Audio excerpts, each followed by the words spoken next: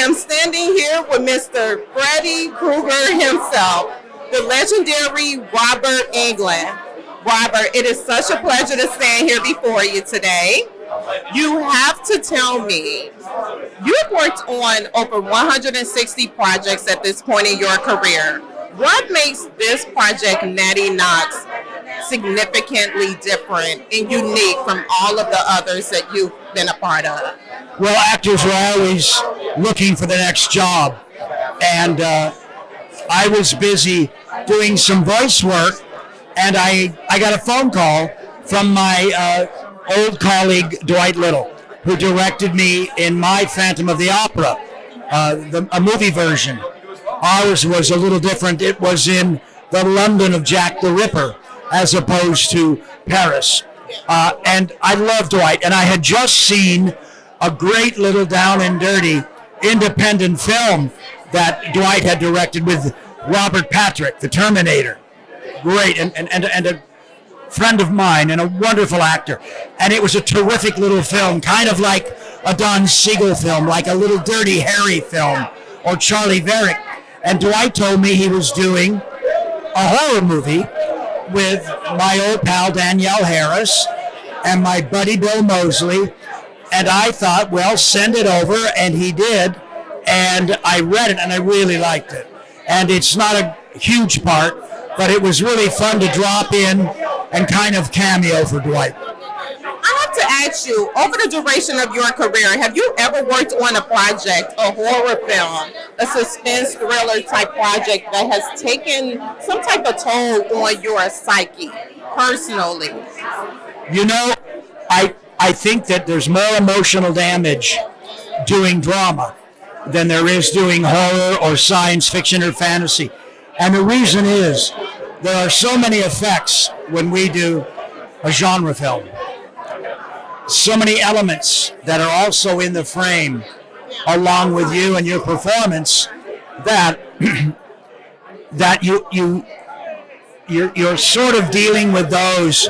Part of your energy is devoted to that element. It can't just be about you or your own truth.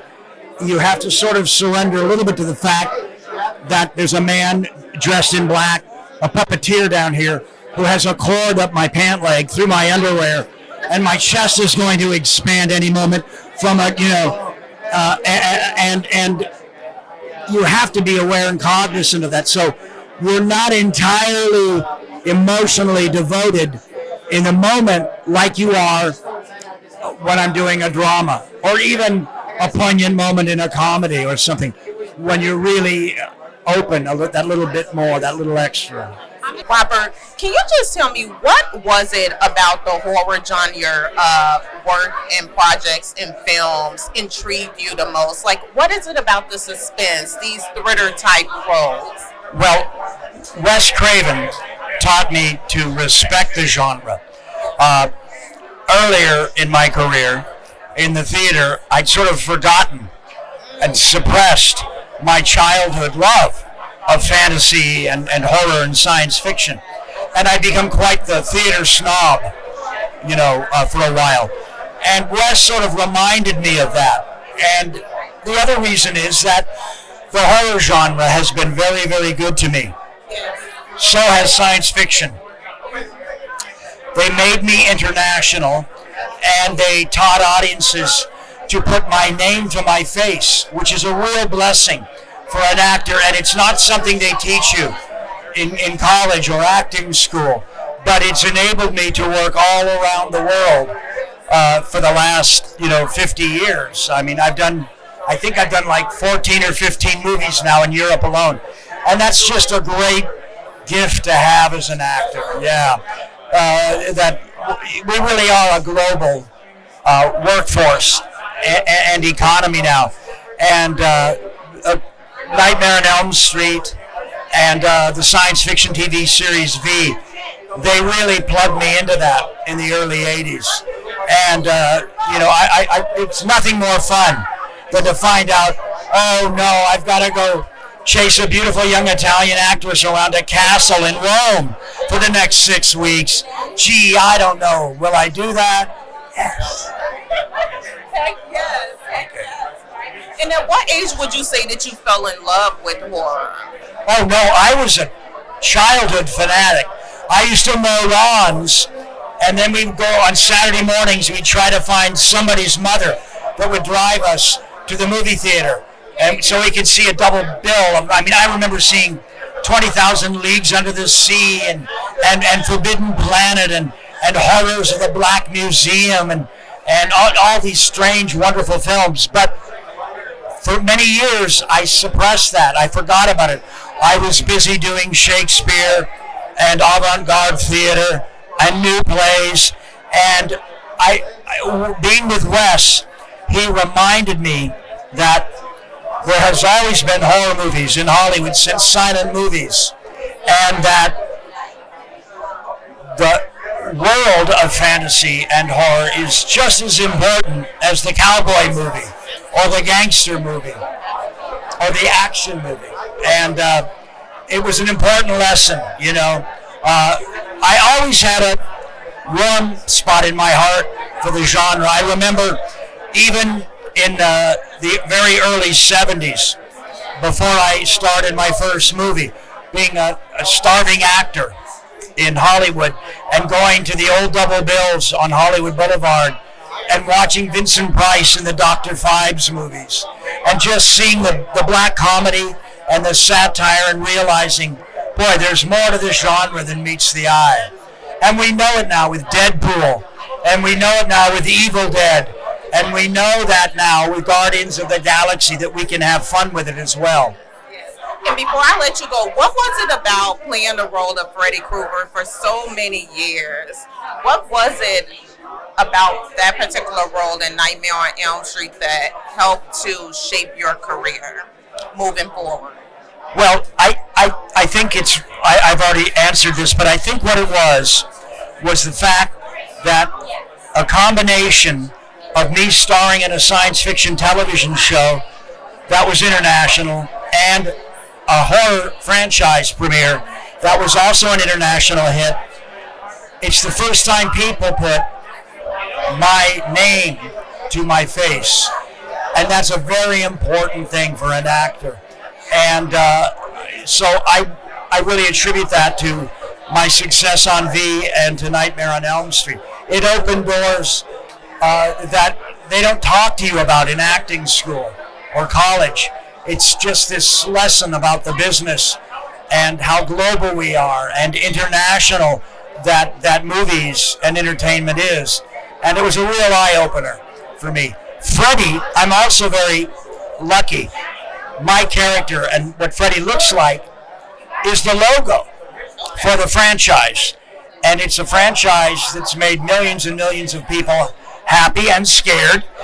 But I'm the logo for that experience. So I embrace that. Absolutely. One word that you live by every single day of your life out of the English dictionary. Just one word. Oh, I'm sorry, I didn't hear that. One word that you live by every single day out of your life out of the English dictionary. It's one word. Breathe. Such an honor to talk with you. Thank you so much. So, 3 emojis that explains your character. Go. 3 emojis. I'm going to do the bicycle emoji. Okay. I'm going to do the baseball bat emoji. And then I'm going to do the running emoji. I feel like Wyatt's a very active person, you know? He's riding his bike, he's playing baseball, and he's running from special things. Yes. So talk me and walk me through your journey, some of the ups and downs, some of the challenges that you faced working on this project, and some of the most memorable moments that you literally will never forget. God, so I'll start with some of the challenges. Some of the challenges were, man, there weren't a lot of them, but I guess some of the challenges were working out logistics with Dwight, figuring out certain scenes, because there were some difficulties. You know, we are an independent film that did get picked up, thank God. And there were some difficulties with budget and timing, so everything was kind of fast, so you had to figure things out, but that was also a fun part of it, because I was working with Dwight and you know, the rest of the cast and crew just to put together an amazing film. Memorable moment was working with Robert Englund, and we were shooting a scene where we talk about sort of the backstory of Natty Knocks, and I got to talk with Robert after and in between we were shooting the scene, and I actually found out that he went to the same high school as me, and he lived in the same area as me. Yeah, and we talked about, like, he was like, yeah, we would ride bikes over the hills and just do all these fun activities back when there were no houses. Like, Porter Ranch was a woodland area with a bunch of sand and desert, and there was a bunch of houses there. But Robert Englund grew up there, and I was just astonished to figure that out. And then also just to talk with that kind of a person, you know, someone to that caliber, it was incredible. He's such a legend. If you were not acting right now, what is it that you think that you would be doing? If I was not acting right now, I would be on a stage, singing and playing guitar. That's my other little alleyway that I have, my other little dream. Yeah, I'd be singing to people, hopefully at the Hollywood Bowl. I know there's an event going on right there, but yeah, that's my dream. You're still fairly young, definitely young, right? 18. Okay, so you guys heard it. He's 18 years old, so legally he's definitely grown. If you can work with anyone dead or alive, who would that individual be, and what is your dream role in or project down the line? If I could work with anyone dead or alive, I would work with Harrison Ford. I just saw the Indiana Jones movie yesterday, and I've loved those movies since I was a kid. Indiana Jones was the stuff, man. Indiana Jones, I dressed up as him for one Halloween. Harrison Ford, absolutely. He was also Han Solo, right, in Star Wars. So that was something incredible. And then I guess a future role that I would want is, I don't know, a movie with Christian Bale. Another, like, Batman remake, or another, you see that? Yeah, like a Nightwing or like a sidekick personality, something like that. I think that would be awesome. Yes, and if you could give me one word before you go out the English dictionary that you absolutely live by, what is that one word? Massive. I'm going to choose massive. Massive because I feel like there's such a presence to the word massive. I feel like if you describe yourself as massive, you know, you're like a massive person. There's a presence to you. There's like an air about you when you're massive. So I feel like massive is a good word. We are massively going to close this out. It was such a pleasure chatting with you, Thomas. Nice to meet you as well. Thank you.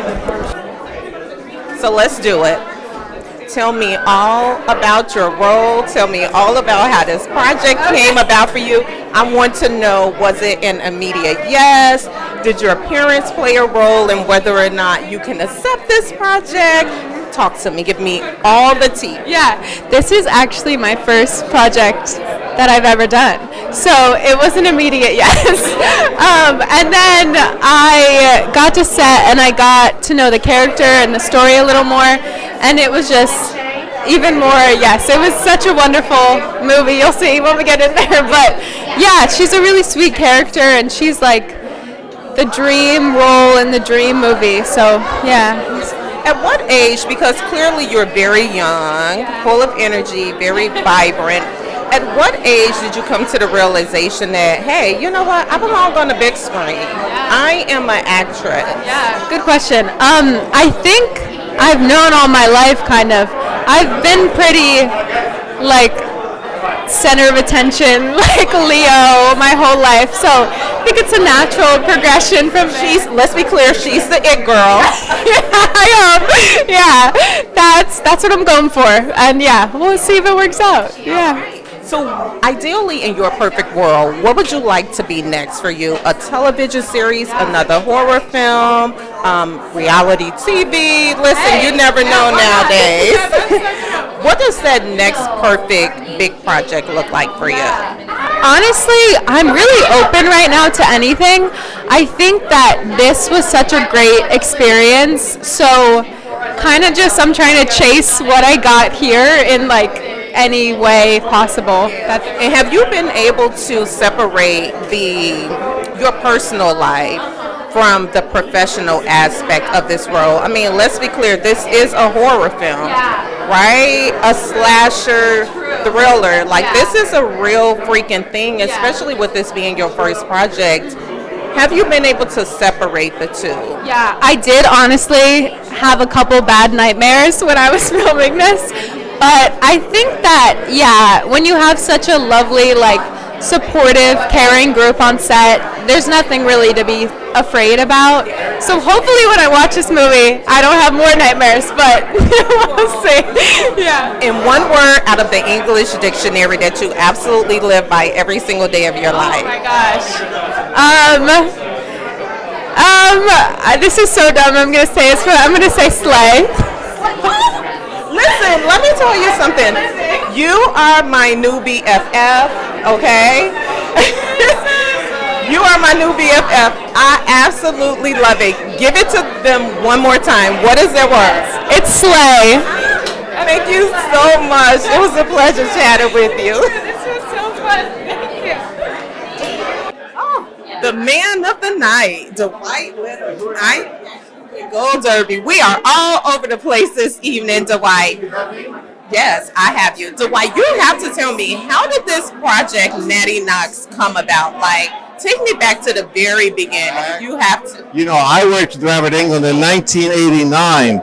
This is long before your time. But we did a movie called Phantom of the Opera in Budapest. Robert played the Phantom. And we have known each other all these years, and we kept wanting to find something. And so I stopped doing television in whenever it was, 5 years ago, because I wanted to go do movies again. And so I found this script, and Robert now is like the storyteller. I don't know if you remember like John Houseman or Hal Holbrook or one of the old time, where they tell the story, because he's not the killer in our movie. We have one, but he's not it. Spoiler alert. Spoiler alert. But he's such a good actor that he just grounds all the scenes in a kind of reality. And so when the scares do come, you're in the story and then it comes. I think that's the best way to do it. And I would agree with you, right? Although I'm not a director, of course. Dwight, what is the day in the life of a horror film director? Like, do you, and this, listen, and I am being so serious right now. This can be such a cliche question, but I truly would like to know, do you have nightmares? Do you get visions? Do you get like weird ideas that kind of, flow through your brain? Like, walk me through that. There is the thing about the childhood. And I don't know if you know the movie Halloween 4, but that's all my childhood, all those streets.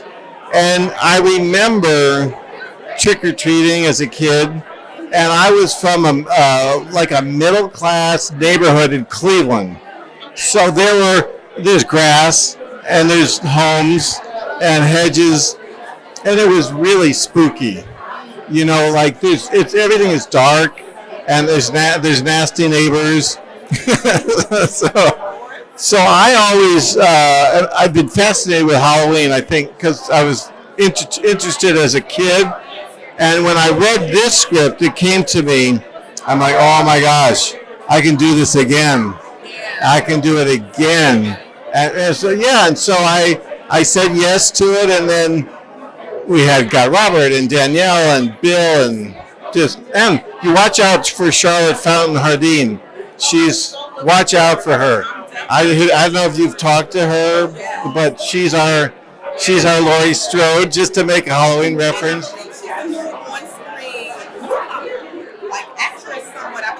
On 3 projects. This is like a 3rd project, so yeah. CW movie, TV show, no Nickelodeon. This is it. And how great is that? You take some girl, she was at school, we saw a school audition tape, and suddenly we put her in this movie. But you watch her, I'm curious to hear your role in the overall casting process. What was that casting process like? I know that we just talked about Charlotte, but what was it about Thomas and everyone else that... In today's world, everybody has to self-tape, unfortunately. And we were actually shut down because of COVID. So you get a lot of tapes, and you just take the time to go through it, and anybody you're interested in, you call them back, do it again, and then you get on the Zoom call so that you can give notes, right? And do the rehearsal and see if it's right. But I mean, it's just hard work. There's no shortcut. I mean, we saw hundreds of people before we settled on Charlotte. So you have to have coffee and patience. And before I let you go, two-part question. What has been the most rewarding part of working on this project for you? And the second part of my question is, if you can choose one word out of the English dictionary, yes. I like the dictionary. Yes, that you live by every single day of your life, what would that one word be? Hope. Hope. Hope and optimism. Yeah. I try to ignore the world. There's nothing, I can't fix it. So I just try and do my part. I think that's the key, is like, get all that noise away from you, all the negativity, because, I mean, I don't want to. How do you do it, though? But how do you? TV if you can. Turn off the TV. Turn off the social media as much as you can. Oh, by the way, I like Twitter. Don't get me wrong. If I'm waiting for something, I love Twitter, right? But in general, and you don't know who you're listening to. You don't know who these people are, right? So get all the negativity. And I'm going to give a speech now. Judge your neighbor. Judge your children. Judge your children's friends. Like, judge the people. Like, I don't think you should ever see anybody as a group. Oh, they're Latino, or they're white, or they're African American. Who cares? I don't care. It's like, who is the person? That's my mantra. Okay. Who's the person? Why? Thank you so much. It was a pleasure chatting with you. So listen, we're going to dig right in. Tell me about your character. What is it that the viewers can expect to see with your character throughout this film? Okay, I will say this. I'll admit, I'm the troublemaker, okay? Yeah, I kind of get my best friend involved in it. I'm kind of like the one that eggs him on. I'm like, oh, don't do this or you're a wuss, blah, blah, blah. So, like, yeah. How is this project different from any others that you've worked on in the past so far? This is like the first, like, biggest part I've had in a film before. And it was just really cool being able to work with some amazing actors. And, yeah, it was just, I learned a lot from this. Like, yeah, I learned so much. I can't even think about it, but. What's next for you? Can you see yourself portraying another character throughout a horror film? Like, are you more of a, like, comedy drama type individual, or just whatever comes across? Personally, I tend to draw more like comedy roles. Yeah, but I also love being in a horror film. This is awesome. Like, I'll admit, in the movie, I play, it's like more of a comedic role as well. But yeah, it was really cool, like, being able to see the behind the scenes of making a horror film. So I'll be interested in. And give me 3 emojis that sum up your character. 3 emojis. Okay, so the little devil emoji that's smiling, you know which one? Yeah, of course. The one with glasses, because I wear glasses, you know, like the nerd with the teeth, yeah. And then, just the one that's laughing all the time. Like, I'm always smiling in it, so yeah, laughing. And before I let you go, one word out of the English dictionary that literally you live by every single day of your life. One word out of the dictionary. That is a tough question for me. Honestly, live. It sounds cheesy, but I'm just living. We're out here living. Yeah. Yeah. It was such a pleasure chatting with you. Congratulations on everything, okay? This is for TikTok. Love it. This is for TikTok. So you have to tell me, what was it like being a part of this horrors? Oh my God. Just suspense, thrilling film, Natty Knocks. Like, I couldn't imagine. it was so exciting when I got casted for this role because like legends like Robert Englund and Bill Moseley are in this movie. So it's like, oh my God, as a young actress, it's really exciting. Yeah. So you have to tell me, what was it like working alongside the legendary Freddy Krueger and the director of a Halloween 4, 5, and all the things? Like, what was it like being on set with such horror legends? Yeah. I mean, the environment was so like friendly and welcoming. I wasn't really nervous. At the beginning I was like, oh my God, but after a while I was just excited to be there and like do what I love. Yeah, so you have to tell me, what is it that the viewers can expect to see with your role throughout this film? Just give us just a little tease, just a little tidbit. You're not gonna see me like this. I would say I'm pretty scary in that movie, yes.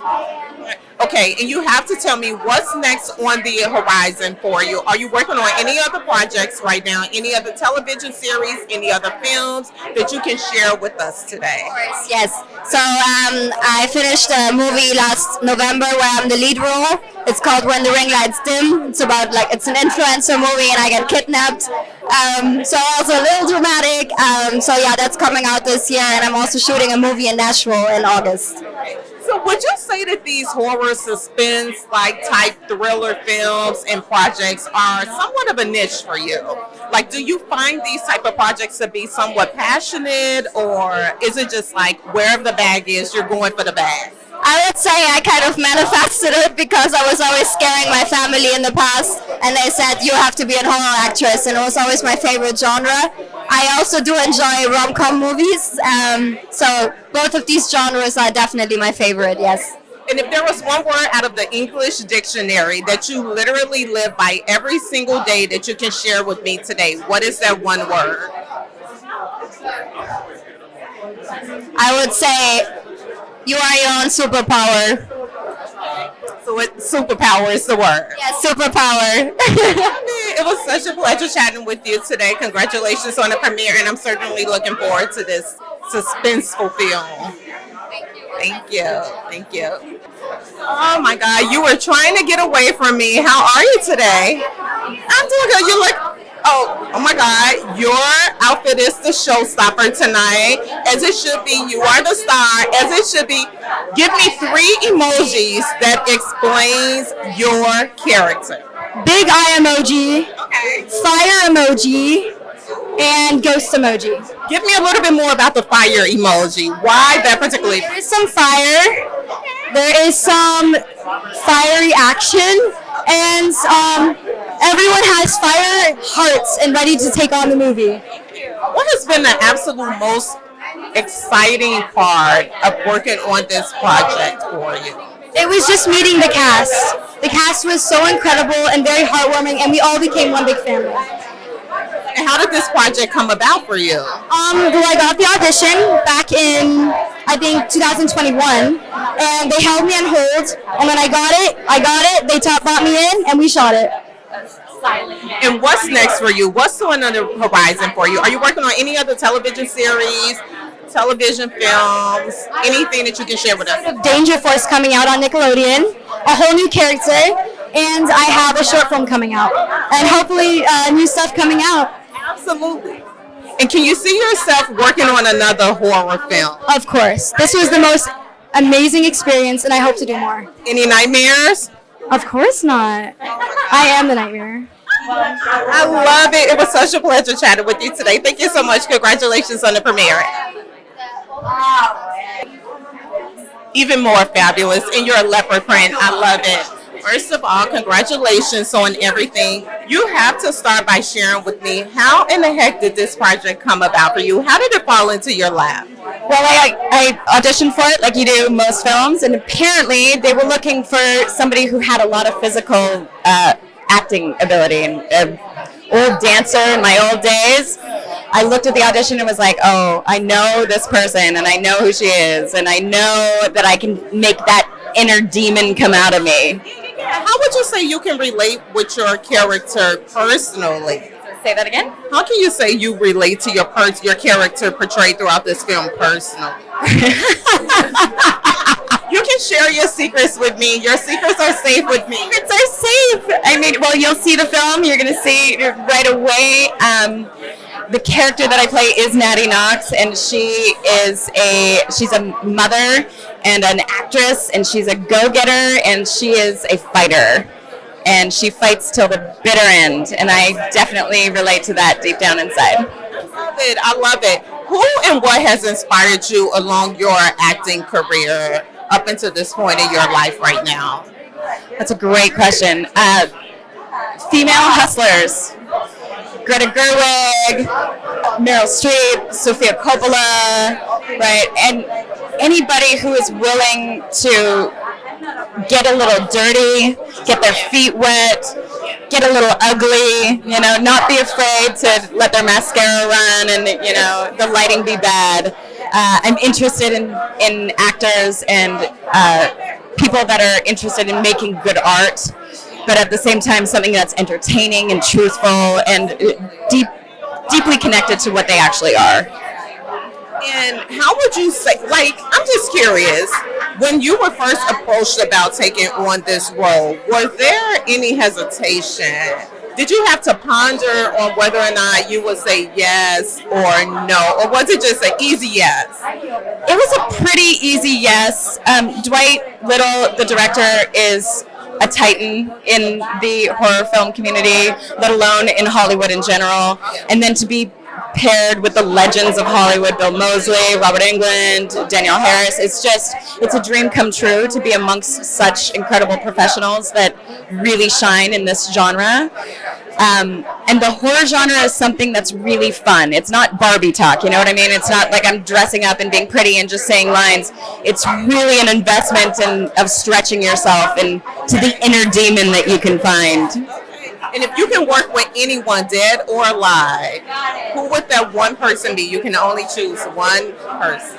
Ooh, that's a great question. I would love to work with Jim Carrey, oddly enough. It's a strong choice, I know. Yeah, but I appreciate his candidness about his self-awareness and his discovery. I think he would be somebody that would be a mile a minute and you have no idea what to expect at any given time. I love somebody who keeps me on my toes because I aspire to be that as an actor. One word out of the English dictionary that you absolutely live by every single day of your life before I let you go. Perseverance. Yeah. I love it. It was such a pleasure chatting with you. Such a pleasure. Thank you so much.